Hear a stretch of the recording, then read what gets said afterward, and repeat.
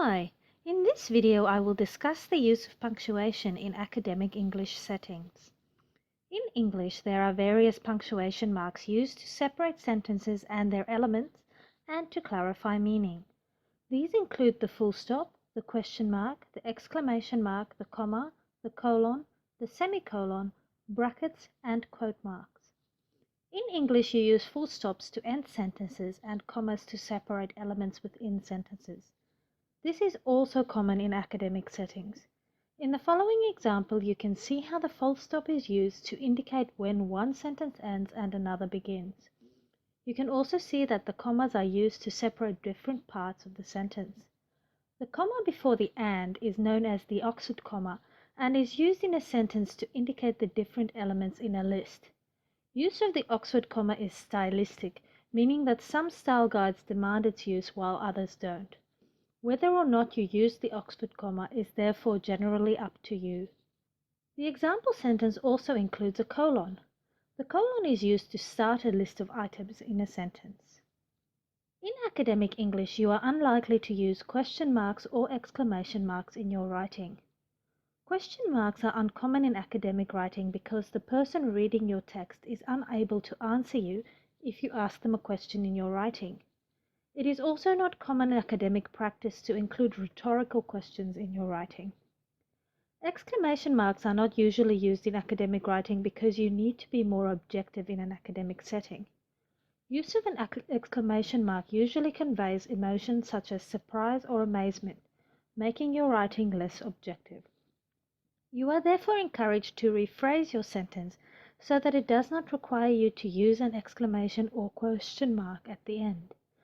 This means that you will almost always end an academic sentence with a full stop. For example, instead of saying, "The results in this experiment are very good because it shows the medical treatment works," you can say, "The results in this experiment indicate that the medical treatment significantly reduces the symptoms of the disease."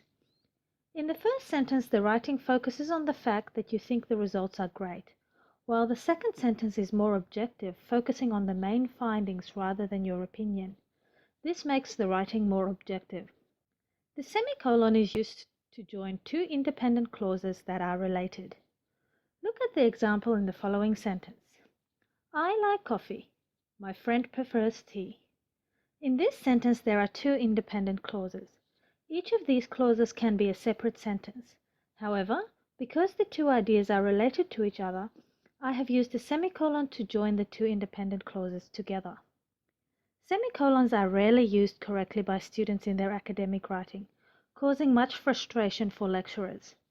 As such, it is better not to use a semicolon unless you are certain you can use it correctly. For example, if you use the same sentence as before, you can write it as "I like coffee, full stop. My friend prefers tea, full stop." This is an easier option if you are unsure as to whether you are using the semicolon correctly. Brackets are used to add additional information in order to clarify the meaning of a particular component of a sentence. This information is usually not essential to the main point, but adds extra useful information.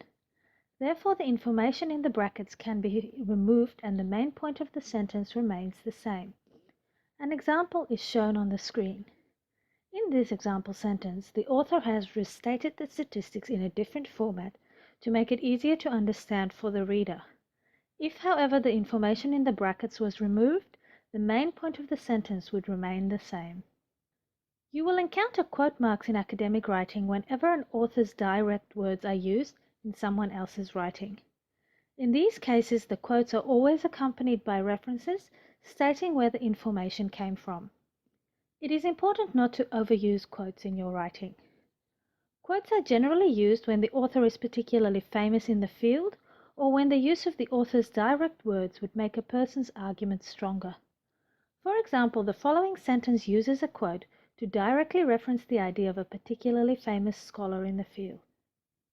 Quotes are also used in research settings as evidence or results in qualitative research studies.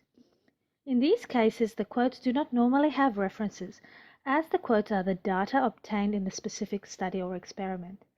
The following sentence shows an example of this use of a quote to highlight the direct words of a participant in a specific program.